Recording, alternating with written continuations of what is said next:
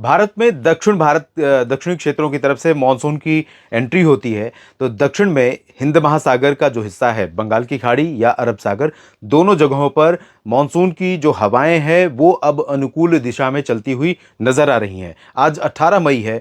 19 मई को दक्षिणी अंडमान सागर पर मानसून के पहुंचने की संभावना है। ये रीजन है पोर्ट ब्लेयर और दक्षिणी अंडमान सागर का। तो यहां पर मानसून के पहुंचने की संभावना जताई जा रही है और जिस तरह का परिदृश्य है, इसमें कोई अब संदेह नहीं बाकी है कि मानसून यहां पहुंचने में डिले होगा। सामान्य रूप से यहां पर 20 मई तक मानसून का आगमन अगर हो जाता है तो माना जाता है कि मानसून अपनी अच्छी गति से, अपनी सामान्य गति से चल रहा है। तो 20 मई के एक दिन पहले पहुंच रहा है और इसी तरह से 1 या 2 दिन पहले केरल में मानसून के दस्तक देने की संभावना बन रही है। यानी कि 30 या 31 मई को यहां पर केरल में मानसून का आगमन हो सकता है, परिस्थितियां उस समय अगर अनुकूल रही तो। क्योंकि बंगाल की खाड़ी पर अरब सागर की तरफ से लेकर के बंगाल की खाड़ी के तमाम इलाकों पर काफी डेंस क्लाउडिंग बनने वाली है। काफी ज्यादा बारिश की संभावना है भारत के दक्षिणी तटीय क्षेत्रों, दक्षिणी भागों में और पूर्वी तटीय क्षेत्रों में आने वाले 10 दिनों के दौरान दिखाई दे रही है। इसकी बात करूंगा।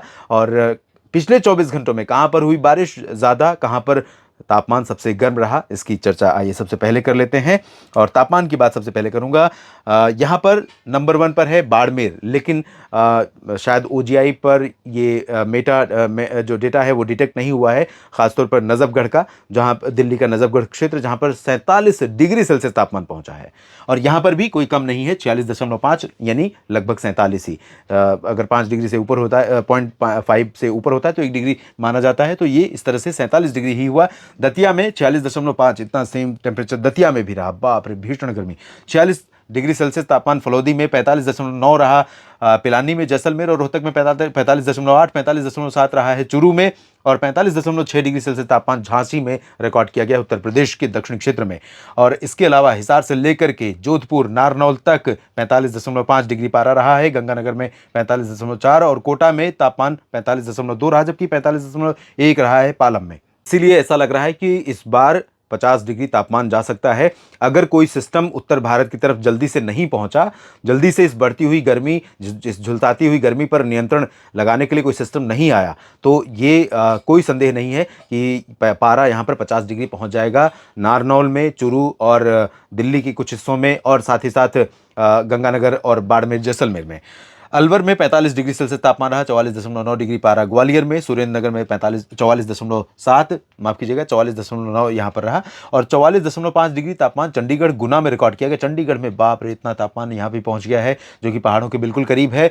44.4 दीसा और पटियाला में, 44.3 अमृतसर में, अहमदाबाद में 44.2 और हमीरपुर में भी इतना ही तापमान रहा। 44 डिग्री सेल्सियस तापमान 3 जगहों पर अजमेर, गांधीनगर, जयपुर के सांगानेर में रिकॉर्ड किया गया है, और 43.9 डिग्री सेल्सियस भीलवाड़ा में रहा, कि भुज रुद्रमाता यानी गुजरात के उत्तरी पश्चिमी क्षेत्र, यहां पर 43.8 और यहां से लेकर के फुर्सतगंज, लुधियाना, सीकर तक 43.8 डिग्री पारा रिकॉर्ड किया गया है। राजकोट में 43.7, अलीगढ़ में 43.6 और इसके अलावा दिल्ली के सफदरजंग पर, नौगांव मध्य प्रदेश, रतलाम मध्य प्रदेश 43.6 डिग्री पारा रहा है।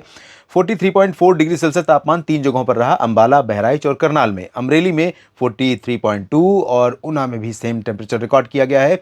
वल्लभ विद्यानगर में 43.1, जबकि 43 डिग्री सेल्सियस तापमान 5 जगहों पर रहा, और ये जगह है बुलंदशहर, चित्तौड़गढ़, हरदोई, मेरठ, शिवपुरी। उरई में 42.8 डिग्री पारा दर्ज किया गया है। एक तरफ आप देख रहे हैं कि 50 से अधिक शहरों में 43-42 डिग्री से ऊपर तापमान रिकॉर्ड किया जा रहा है, तो दूसरी तरफ 50 से अधिक शहर ऐसे भी हैं जहां पर बारिश भी हो रही है। ये बड़ा ही कॉन्ट्राडिक्शन है। आमतौर पर ऐसा कॉन्ट्राडिक्शन दक्षिण और उत्तर में इतना शार्प अंतर देखने को नहीं मिलता था, लेकिन इस बार मिल रहा है इस तरह का अंतर देखने को। और सबसे ज़्यादा बारिश जो रिकॉर्ड की गई है पिछले 24 घंटे में, वो है पेरियाकुलम। यहाँ पर 99 मिलीमीटर, 100 मानी 3 अंकों में आंकड़ा पहुंचने ही वाला था, बस 1 अंक से चूक गया।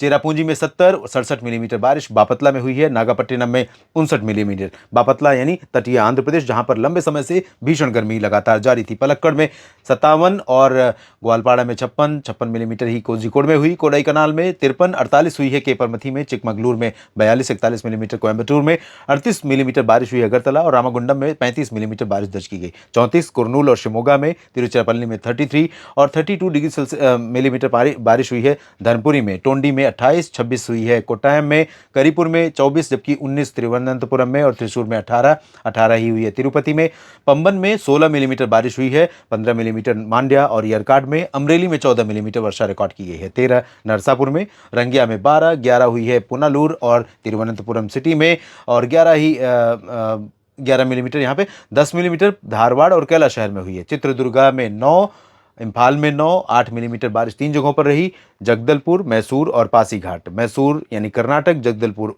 छत्तीसगढ़, पासीघाट अरुणाचल प्रदेश। तो मैंगलोर के पनम्बुर में 7 और 6 मिलीमीटर बारिश कई जगहों पर हुई है। 1, 2, 3, 4, 5 और ये 5 जगह हैं लुमडिंग, मजबत, पेटजोरहाट, रायसेन, शिलोंग। और शिलोंग में आपने देखा था परसों का डेटा 128 मिलीमीटर का था। कार निकोबार में 5 मिलीमीटर और साथ ही साथ 5 मिलीमीटर और जगहों पर हुई है। मैंगलोर के बाजपे में, नैनकावरी और ओंगोल में, चपरमुख में बारिश 4 मिलीमीटर रिकॉर्ड की गई है। अगले 10 दिनों के दौरान क्या संभावनाएं लग रही हैं? ये संभावनाएं बहुत ज़बरदस्त लग रही हैं बारिश की, और इसमें बंगाल की खाड़ी की सक्रियता आप देख सकते हैं। हैरान कर देने वाली स्थिति, साइक्लोन जैसी स्थिति लग रही है कि मॉनसून भारत में दस्तक देगा। उससे पहले बंगाल की खाड़ी में तूफान बन सकता है, और तूफान नहीं बना तो डीप डिप्रेशन तक की इंटेंसिटी जा सकती है, क्योंकि सिस्टम कई सारे बनने वाले हैं।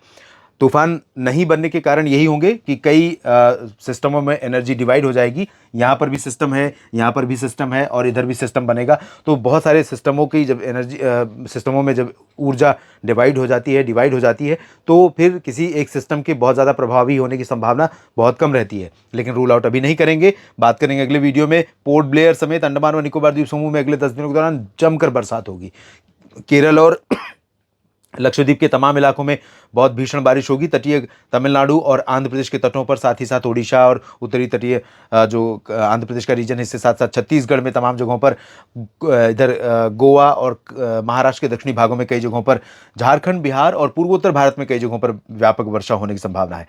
उत्तर प्रदेश के बाकी पूर्वी रीजन में कहीं कहीं पर छिटपुट वर्षा हो सकती है। राजस्थान, पंजाब, हरियाणा, चंडीगढ़, दिल्ली, वेस्ट यूपी और गुजरात के हिस्सों में, मध्य प्रदेश के कुछ हिस्सों में आते जाते बादल दिखाई पड़ सकते हैं। लेकिन इन 10 दिनों के दौरान भीषण रूप से गर्मी, जलाने वाली गर्मी का प्रकोप लगातार जारी रहेगा। और 10 दिनों तक, जैसा कि मैंने शुरुआत में कहा, कि कोई सिस्टम अगर दौड़ भाग के यहाँ पर नहीं आता है, जमकर बादल नहीं लेकर आता, बारिश नहीं होती है, तो ये जो बढ़ता हुआ टेम्परेचर है 47 तक जो पहुँचा हुआ है, ये 48, 49, 50 तक पहुँच जाएगा। इसमें कोई संदेह नहीं लग रहा है।